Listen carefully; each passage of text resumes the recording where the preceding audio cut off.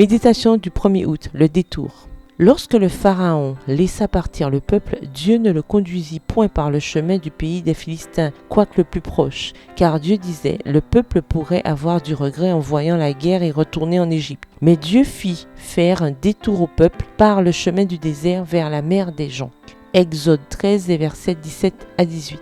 La route reliant l'Égypte à Canaan, la plus empruntée à l'époque de l'Exode, était la Via Maris, la route de la mer. Cette route qui bordait la côte méditerranéenne était la plus courte et la préférée des caravanes de marchands. En la prenant, on pouvait trouver de l'eau et de la nourriture facilement. Cependant, au lieu de choisir la route de la mer, ce qui leur aurait pris 8 à 10 jours pour arriver, Dieu a conduit son peuple à travers le désert en faisant un grand détour. Cette erreur apparente avait une raison. Dieu protégeait son peuple. Le détour évitait un affrontement avec les garnisons égyptiennes établies le long du trajet et avec les Philistins, puisque la route traversait leur pays. Dieu savait que les Israélites n'étaient pas prêts pour la guerre. Parfois, Dieu nous conduit en zigzag délibérément, par amour. Il sait que sur le chemin le plus direct, il y a des obstacles que nous ne pouvons pas encore comprendre ou affronter. Dans le livre Jésus-Christ, Ellen White décrit ce principe en ces termes.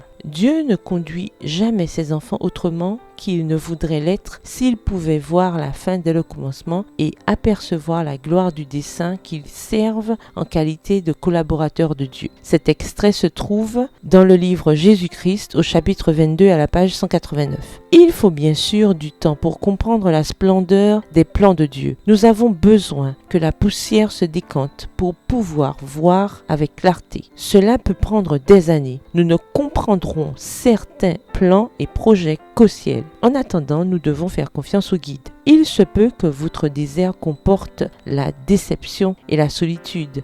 Mais même là, Dieu vous réconforte par sa présence, par la colonne de nuée le jour et la colonne de feu la nuit. Il est une ombre rafraîchissante lorsque le soleil se lève et une chaleur dans la nuit froide. Même si nous ne comprenons pas toujours la raison du détour, Dieu promet que nous ne serons jamais seuls. Prière, Seigneur, les raccourcis m'attirent parce que je suis impatiente. Aide-moi à croire que ta route est toujours la meilleure, même si elle n'est pas la plus facile. Soutiens-moi par ta présence quand je ne comprends pas l'itinéraire. Amen. Bonne journée, que l'Éternel vous bénisse.